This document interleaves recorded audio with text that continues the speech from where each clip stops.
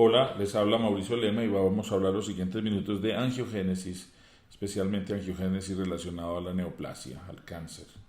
Aquí vemos una célula o un conjunto de células tumorales que al crecer requieren de la formación de nuevos vasos sanguíneos. Esa formación de nuevos vasos sanguíneos la establecen a través de vasos previos que ya existían, o sea que los vasos nuevos se originan de vasos previos, y eso es esencialmente la angiogénesis, el proceso de formación de nuevos vasos sanguíneos a partir de otros. Se diferencia de la vasculogénesis en que en la vasculogénesis no hay unos vasos sanguíneos previos de los que se originan. Es un proceso viejo con una tradición histórica supremamente interesante. Basta resaltar que fue inicialmente escrito en el siglo XVIII y tuvo un renacimiento en la época de Judith Folkman en 1971, que dio origen a toda la explosión de conocimiento y de aplicabilidad terapéutica que hoy tenemos en este momento.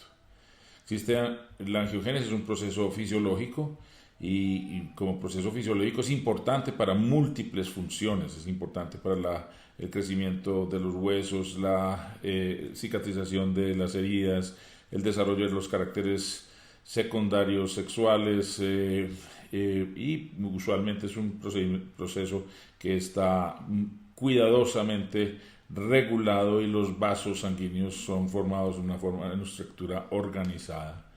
Cuando la angiogénesis adquiere caracteres patológicos, se convierte en un proceso ya enfermo por exceso de angiogénesis, puede dar origen a factores importantes, puede ser un factor importante en diferentes enfermedades como en cáncer, en artritis reumatoidea, en psoriasis, en las degeneraciones maculares de retina y otras enfermedades asociadas a proliferación vascular retiniana, etcétera.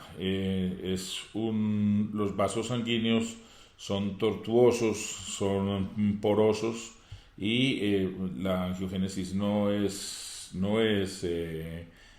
regulada, sino que tiende a disregularse, a volverse independiente de las señales externas que informan al cuerpo que no se necesita. Usualmente es dependiente de factores de crecimiento.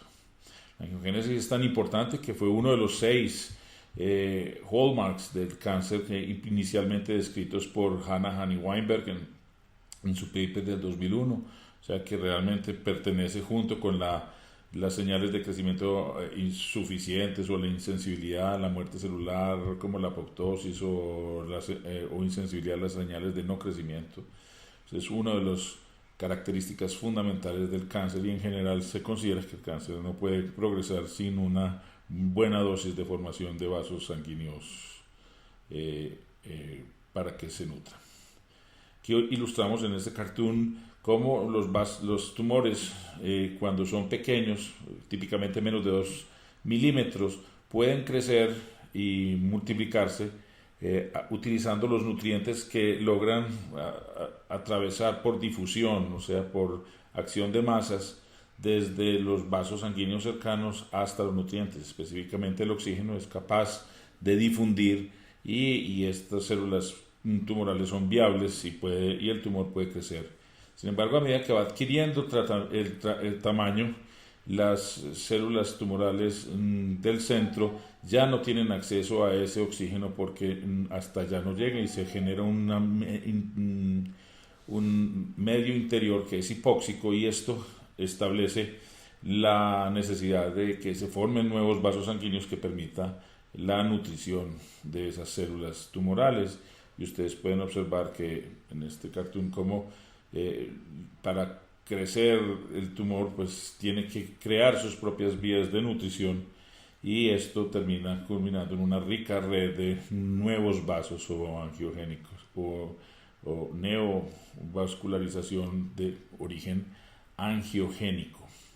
Este es un proceso complejo, ¿sí?, que tiene muchas células que están comprometidas. Lógicamente ya hablamos de las células tumorales como liberan sustancias proangiogénicas, o sea que estimulan la formación de nuevos vasos y eso afectan fundamentalmente las células endoteliales de los vasos ya existentes, haciendo que haya cambios en en el milieu, produciendo ruptura de la membrana basal, proliferación de nuevas células vasculares, o sea, endoteliales, que van a irse acercando hacia el tumor que está generando pues, las señales. Además de las células endoteliales, también las células que rodean el endotelio, específicamente los pericitos, son células supremamente importantes en todo este proceso.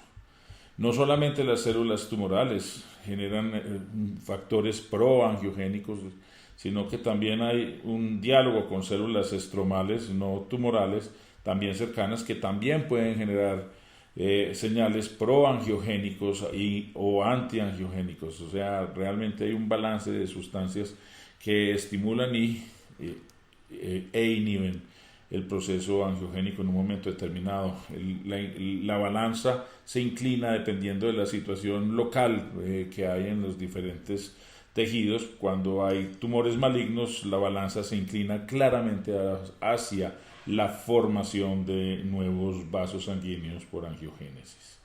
El proceso arranca con unas pequeñas raíces capilares que se originan en un vaso maduro que causan la degradación de las membranas basal de ese vaso sanguíneo, y se produce una migración dirigida de las células endoteliales con formación de un espacio luminal y el desarrollo de estructuras perivasculares como por ejemplo nuevas membrana basal y pericitos. Esto pues tiene una serie de pasos que yo no voy a hablar en este momento. Los pericitos no solamente son ocupantes, llamémoslo así, de los vasos sanguíneos alrededor de los vasos de las células endoteliales, sino que son una célula supremamente importante en todo el proceso regulatorio de la angiogénesis.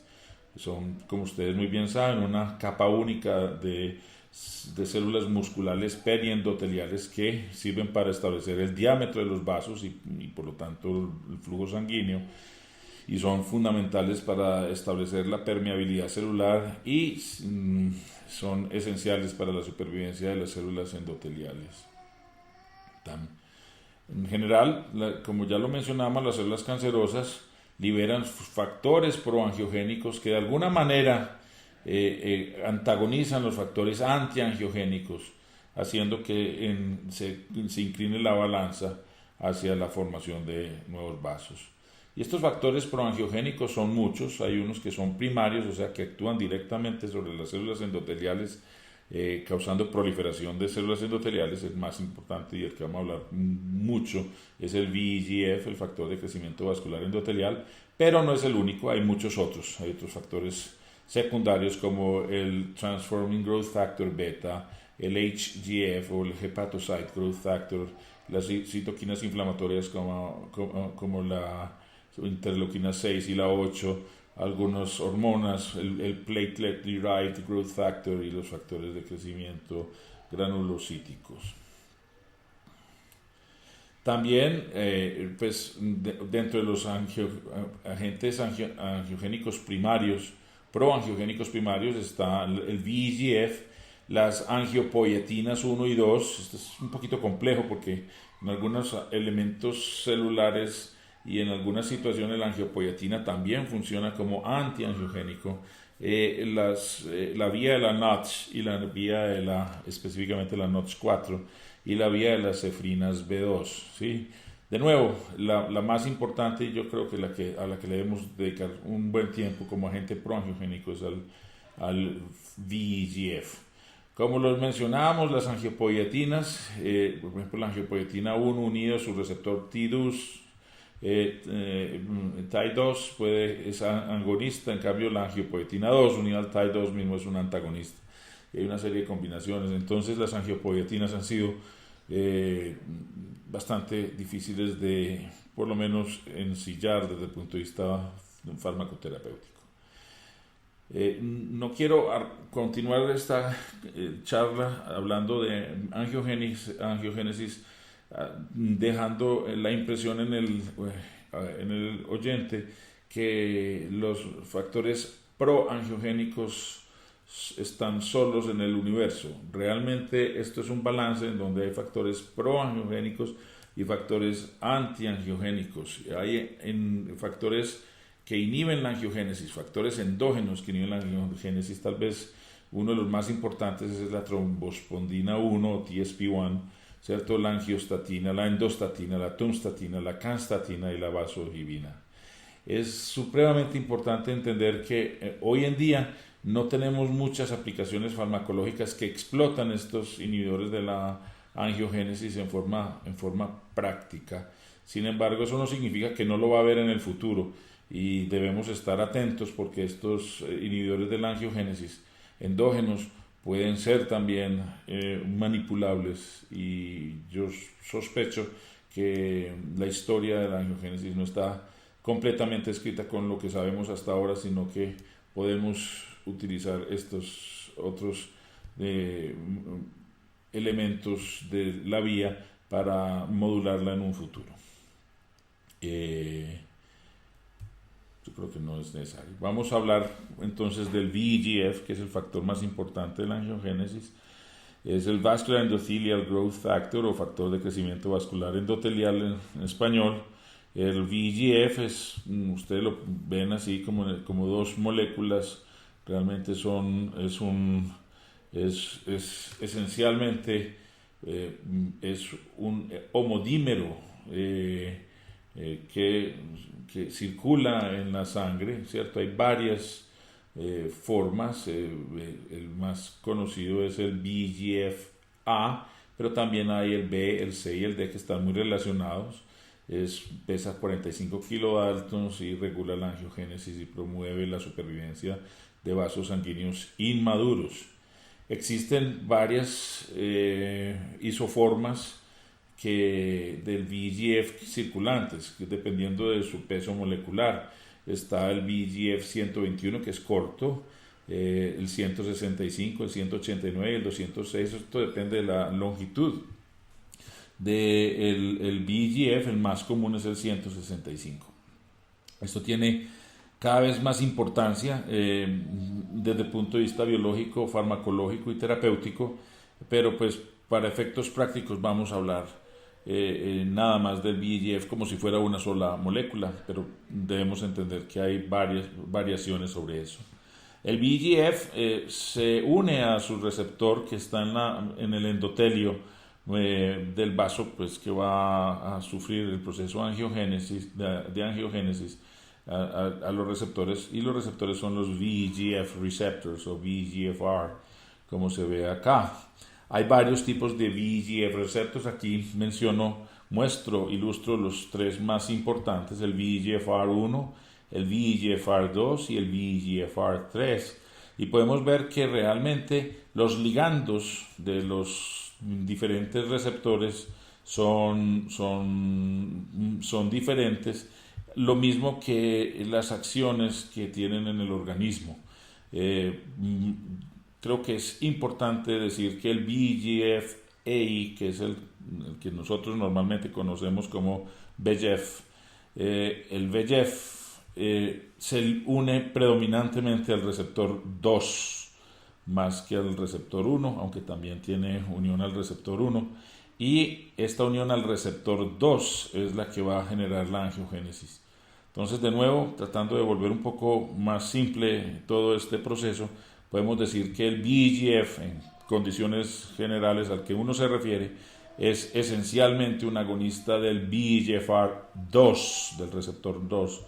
El VEGFR3 no tiene nada que ver con angiogénesis, tiene que ver con la linfangiogénesis, por ejemplo. Realmente, bueno, aquí simplemente trato de describir nuevamente que el más importante de los receptores del VEGF es el VEGFR2. El VEGF, al unirse a su receptor, genera una cascada de señales que va a producir proliferación. Yo quiero simplemente resaltar que existe el VEGF de la versión 165, o sea, La isoforma 165, que es la más común, también es un agonista de un receptor de una clase totalmente distinta, que es la neuropilina 1. O NRP1, y esto no tiene todavía muchas implicaciones terapéuticas conocidas, pero de todas maneras es importante saber que no solamente actúa sobre el VEGFR receptores 1 y 2, sino también sobre el NRP1, y esto parece ser que va a tener importancia desde el punto de vista no solamente biológico, sino para la generación de biomarcadores, o por lo menos eso es lo que da la impresión la literatura. Si vemos aquí en este mapa de las vías en cáncer, podemos ver que el VEGFR y su sistema fundamentalmente pertenece a esta vía donde se une un factor de crecimiento que sería el VEGF o VEGF, que actúa sobre un receptor que en este caso sería predominantemente el VEGFR2, y eso genera una cascada de cambios intracelulares, ¿cierto? Todos originados por la actividad tirosina quinasa del receptor, que van a dar origen a cambios en la expresión genética, o en otras vías como la PI3 kinase, ¿cierto? Puede dar origen a la movilización de recursos, como por ejemplo la formación de células más grandes, o sea, crecimiento celular, o sea, que estimula la proliferación y el crecimiento celular. Aquí nuevamente miramos cómo funciona el VEGF, ¿cierto? El VEGF se une a su receptor, y su receptor se genera una activación de su actividad tirosina quinasa a nivel de citosólico en los dominios intracelulares, y eso va a dar origen a cascadas de señalización intracelular, algunas de ellas muy conocidas como la MAP kinase, ¿cierto? Otra como la PI3 kinase y otras, que van a dar finalmente en conjunto origen a supervivencia, proliferación y angiogénesis de la célula endotelial. Entendiendo esto, podemos arrancar un poquito a hablar sobre angiogénesis en cáncer. Recapitulemos un poquito. Los tumores pequeños, hasta 2 milímetros, pueden ser avasculares. Estos tumores en general, a medida que van creciendo, van secretando gran cantidad de moléculas proangiogénicas, específicamente el VEGF, y eso hace que se produzca lo que se llama un switch angiogénico, en el que súbitamente los vasos sanguíneos empiezan a generar nuevos vasos para crecer y permitir el crecimiento tumoral de esas células, haciendo que puedan crecer los tumores a nivel primario y en las metástasis. Esta es otra ilustración de lo mismo. Básicamente, esto que dice TAF, que es Tumor Angiogenic Factor, esencialmente es lo que hoy es el VEGF. Esta es una diapositiva que se originó en una investigación, pues antes de que se tuvieran nombre estas sustancias. La secreción de estas moléculas proangiogénicas estimulan la formación de nuevos vasos, que finalmente van a permitir que el crecimiento tumoral no se dependa de la difusión de nutrientes, sino que va a depender de la perfusión, y al depender de la perfusión va a hacer que el tumor sea viable y pueda crecer hasta tamaños que permitan matar al paciente. Aquí se observa lo mismo. Yo les doy disculpas por tanta duplicación de conceptos, pero yo soy un fiel creyente de que, como en la música, lo que se repite muchas veces es lo más importante, y lo que es más importante pues merece ser repetido. Los tumores en la fase pequeños son avasculares, y a medida que se va generando el switch angiogénico se estimula la proliferación de nuevos vasos sanguíneos a partir de vasos previos, o sea, la angiogénesis, y esto hace que el tumor vascular pueda hacer todas esas cosas malas que hace, como crecer. Permite también que las células tumorales invadan el lecho vascular y se desplacen a otros sitios, causando metástasis. O sea que la angiogénesis es un proceso importante. Hay varias cosas que hacen que en una célula tumoral en un momento determinado se estimule la liberación de factores proangiogénicos como el VEGF. Y podemos claramente observar una de ellas, no es la única, pero es a la que le voy a dedicar un poquito de tiempo, es que la ausencia de oxígeno, o sea, la hipoxia, en sí misma puede estimular la producción de VEGF, y esto es lo que llamamos la vía de la hipoxia o la vía del HIF que vamos a mirar. Vemos cómo la liberación del VEGF va a causar pues la activación de los receptores. Entonces hay varios genes que de alguna manera estimulan la producción del VEGF. Entonces hay oncogenes como el RAS, como el EGFR, como el BCR-ABL, como el MYC, viejos amigos que causan tumores, que de alguna manera causan el incremento en la transcripción del VEGF. Pero, interesantemente, hay ausencia de genes que también estimulan la producción del VEGF. O sea, cuando se dañan estos genes supresores de tumores, como el P53, el P10, el P16, se puede aumentar, estimular la producción de VEGF. Quiero resaltar, y los siguientes minutos los voy a dedicar a este gen, que es el VHL o von Hippel-Lindau, que es un gen que está implicado en la producción de una gran cantidad de nuevos vasos sanguíneos en algunos tumores, especialmente en los cánceres renales. Entonces vamos a dedicarnos un poquito al von Hippel-Lindau y vamos a tratar de explicar, y esta es una caricatura que esencialmente resume todo lo que vamos a hablar en los siguientes 2-3 minutos. Esta es una diapositiva sacada de Protein Lounge y es sencillamente hermosa. Vamos a tratar de ver si logramos explicar de una manera coherente este tema, ¿sí? Esencialmente todo el proceso realmente es importante porque existe esta molécula que se llama el HIF-1. El HIF-1 o Hypoxia Inducible Factor 1 o factor inducido por la hipoxia es un factor de transcripción que se une al DNA junto con estos otros, ¿cierto? Y estimulan unos factores que son unos elementos respondedores a hipoxia del DNA, donde están en los promotores de algunos genes importantes. Los genes que son importantes para esto incluyen, pues, adivinen cuál, el VEGF, o sea que cuando hay hipoxia se estimula la actividad del HIF y el HIF estimula el VEGF y esto aumenta pues la producción de factor de crecimiento vascular endotelial. También se produce se estimula la producción de eritropoyetina, de las oxidasas del óxido nítrico y la lactato deshidrogenasa, estimula los transportadores de glucosa, permitiendo pues que más glucosa entre al interior de la célula para que aumente la energía disponible para estas células.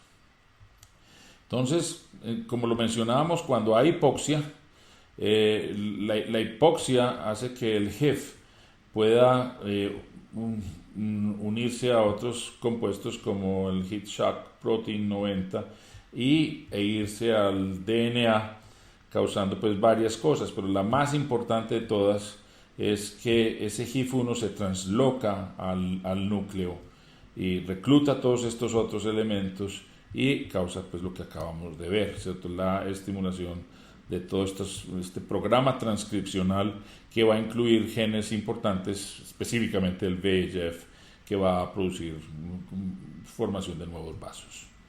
En casos de normoxia, ¿cierto? O sea, cuando no se necesitan nuevos vasos sanguíneos, cuando hay buena cantidad de oxígeno, pues este proceso se debe detener en condiciones normales.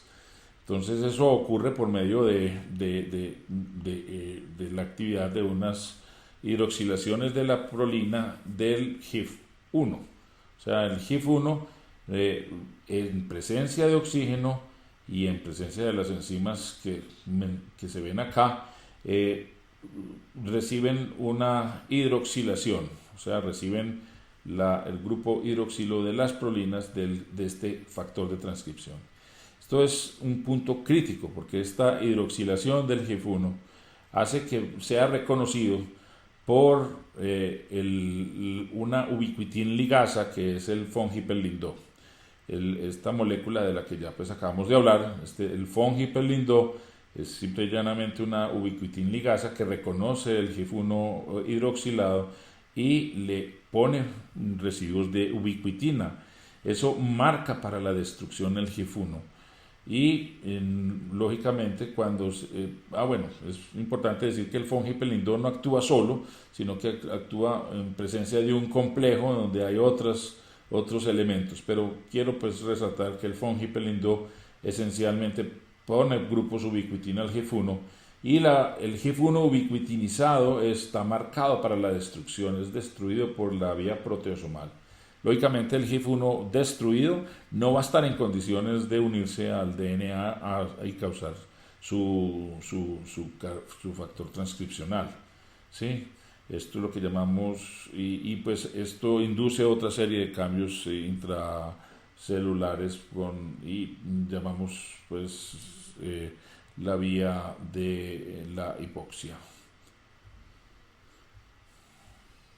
Entonces podemos decir que el von-Hippel-Lindau es una ubiquitin ligasa que evita la angiogénesis y la formación de tumores, es por lo tanto un gen supresor de tumores. La ausencia de este gen puede favorecer la formación de tumores. La presencia de un gen von-Hippel-Lindau funcionante puede evitar que se genere una angiogénesis desmesurada y puede evitar que los tumores crezcan. Esto tiene importancia práctica. Bueno, los carcinomas de células renales, más o menos el 75% que pertenecen a células claras, estos con frecuencia, que la inmensa mayoría, tienen mutaciones de este gen que lo hacen inactivo, el von-Hippel-Lindau, y como ustedes se alcanzan a imaginar, estos tumores son inmensamente vascularizados porque se producen grandes cantidades de VEGF que van a causar proliferación celular. De nuevo, repetición. En presencia de oxígeno, el GIF alfa es hidroxilado. Esto hace que el von-Hippel-Lindau junto con su complejo de otras moléculas, pero el von-Hippel-Lindau le pone unas ubiquitinas a ese GIF alfa y este GIF alfa ubiquitinizado es marcado para la destrucción proteasomal. Esto hace que no se pueda producir el GIF no puede hacer su actividad transcripcional. Cuando hay mutación del von-Hippel-Lindau y no funciona, o cuando hay ausencia de oxígeno, en donde no hay hidroxilación de la prolina del GIF, el GIF alfa se une al GIF beta y se trasloca al núcleo y allá hace su actividad transcripcional, entre ellas la producción de factores importantes como el VEGF o el PDGFR. Aquí podemos observar cómo pues, estos son imágenes in vivo, tumores pequeños, no necesitan de vasos sanguíneos, pero a medida que ya van creciendo, ¿sí? van necesitando la formación de nuevos vasos. Esto es un tema importante. Aquí vemos un tumor ya angiogénico, miren los vasos, y aquí hay otros pequeños tumorcitos que todavía no han alcanzado a tener la angiogénesis. Entonces, no angiogénico, medio milímetro, cuando mide un milímetro ya empieza a haber alguna idea de vascularización, ya cuando ha pasado el switch angiogénico el tumor está totalmente vascularizado en nuestro tumor que ya mide 10 milímetros o más.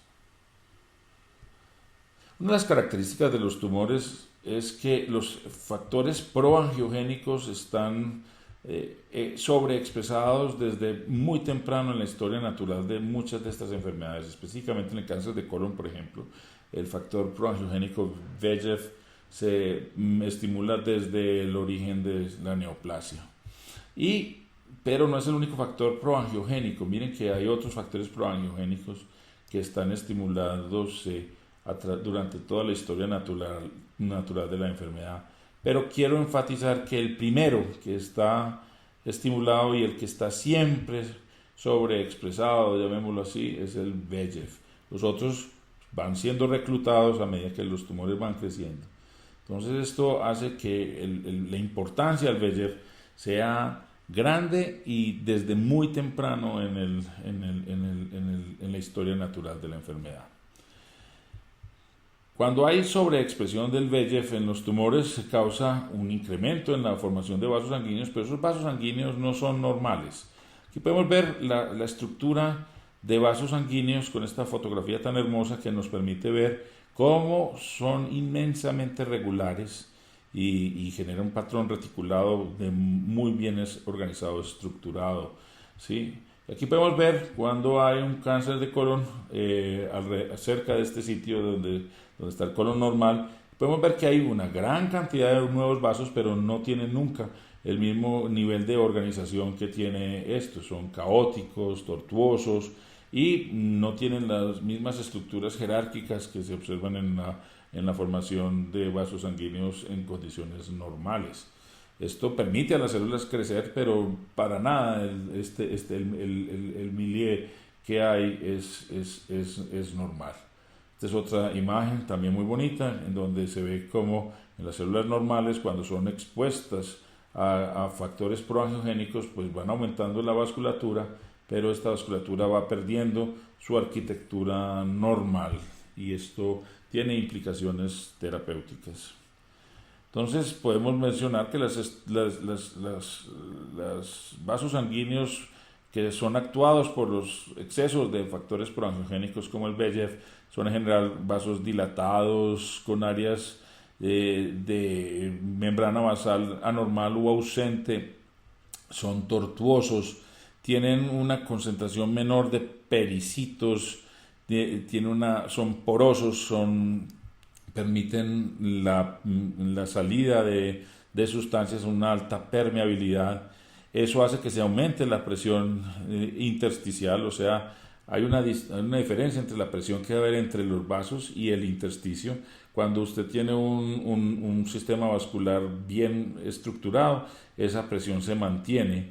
Cuando los vasos son porosos, pues la presión del interior del vaso disminuye relativa a la presión extravascular, haciendo que se disminuya la presión de perfusión, porque finalmente lo que genera la nutrición es la perfusión y esta se puede ver disminuida en estos vasos que son anormales. Y lógicamente hay variaciones en intratumoral dependiendo de muchos factores, pero entre ellos de la secreción relativa de factores proangiogénicos. ¿Cómo podemos antagonizar la angiogénesis en cáncer? La terapia. Pues esencialmente hay varias estrategias, hay tres grandes que podemos hablar, son drogas anti-VEGF, ¿cierto? Anticuerpos monoclonales contra el VEGF, como el bevacizumab. Están drogas que se parecen un poquito a estas, sí, son drogas que de alguna manera simulan el receptor del VEGF y lo administran circulante, y eso se llama un VEGF trap o trampa del VEGF. La droga más importante es el Zivaflivercept, que no tenemos en Colombia y del cual no voy a hablar mucho.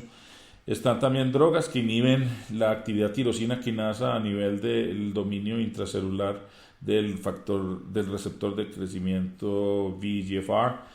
Estos son pues las más importantes para nosotros, son el sunitinib, el sorafenib, el pazopanib, el regorafenib. No son las únicas, pero son, digamos, las que tenemos disponibles y las que podemos usar en Colombia en este momento.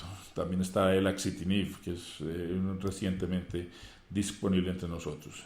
Y existen otras drogas que básicamente pueden ser inhibidores de la angiogénesis, como la angiostatina, la trombospondina 1, la endostatina, que de alguna manera pueden ayudar a inhibir el proceso angiogénico. Y sin embargo, pues su utilización en la clínica no ha tenido éxito, por lo menos en oncología.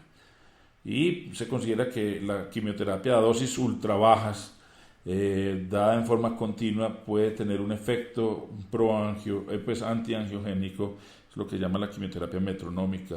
Hay estudios que muestran que los vasos sanguíneos, la densidad de vasos sanguíneos en pacientes que reciben estas dosis pequeñas de agentes citotóxicos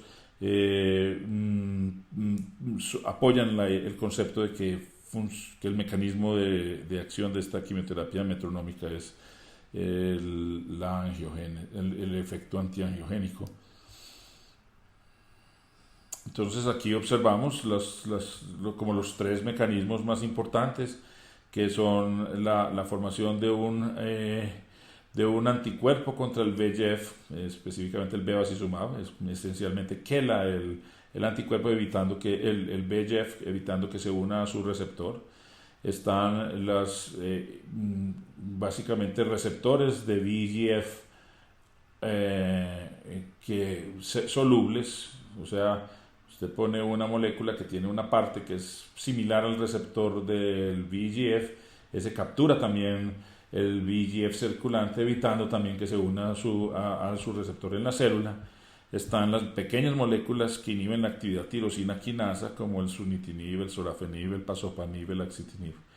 Y existen pues otras estrategias que no son de tan amplio uso. Aquí podemos observar pues cómo estas moléculas pequeñas que tienen actividad anti-VEGF-R para nada son limpias, funcionan contra el receptor del VEGF-R, pero tienen muchos otros targets. Miren, cada uno de estos punticos son targets distintos de receptores, lo que hace que sean moléculas un poco sucias en cuanto a su actividad, tienen otras acciones biológicas.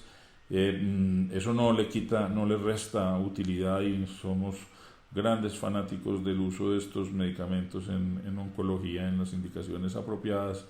Pensamos que son drogas que nos han agregado años de vida a nuestros pacientes. Otras drogas que no están mencionadas ahí son el pazopanib, el regorafenib y el axitinib. El sunitinib es supremamente importante, es una droga, una molécula que se toma por vía oral y tiene pues inhibe varias tirosinas quinasas de receptor. Tal vez la más importante pues para efectos nuestros es el VEGF-R. No voy a entrar pues como en detalle, no es el objetivo. Una de las drogas más utilizadas en oncología hoy en día es el bevacizumab. Este es un anticuerpo monoclonal que tiene la habilidad de reconocer al VEGF, haciendo que el VEGF no se una. Es una molécula que se da por vía venosa y se puede dar pues cada 2 semanas, cada 3 semanas, porque tiene una vida media que así lo permite.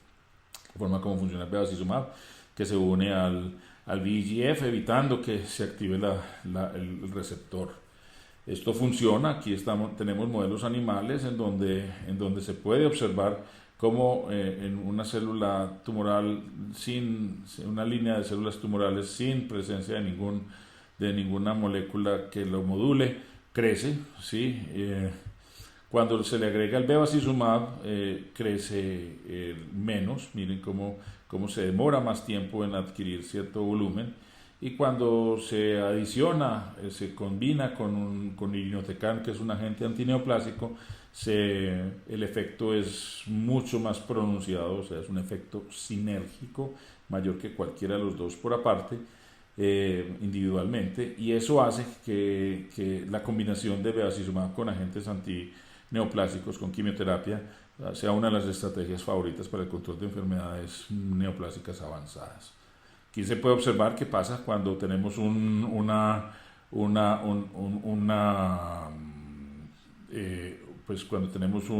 carcinoma que tiene muchos vasos. La aplicación de estas con anti-VEGF va a generar una disminución de los vasos en unos pocos días. Eso es algo que se observa. Y se considera que, y no es tema de esta conversación, pero que el anticuerpo monoclonal humanizado contra el VEGF tiene la habilidad de mejorar la eficacia de la quimioterapia porque permite la normalización de los vasos. Y hay pues varias explicaciones para eso que no creo que sean buenas, simplemente pues, son buenas, pero no son interesantes para lo que nos compete. Vemos aquí cómo esencialmente los vasos normales se ven, llamémoslo así, se vuelven anormales por la acción de la terapia pues no de la acción de la terapia, sino por la acción de la angiogénesis aumentada, generan esta estructura que ya vimos en una diapositiva previa, y eso se restaura con la terapia antiangiogénica, mejorando la presión de perfusión, ¿cierto? Y el delivery o el suministro de medicamentos citotóxicos, aumentando la potencial muerte de células tumorales por acción de estos agentes.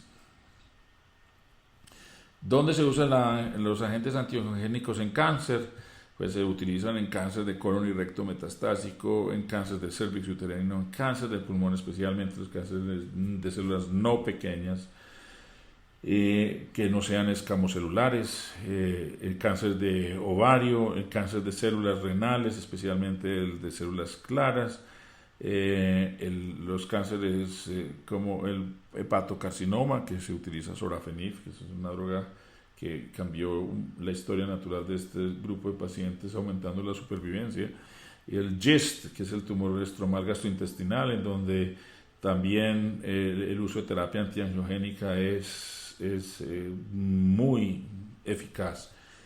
Quiero dejar por último el concepto de que en cáncer de mama funciona en Europa, ¿cierto?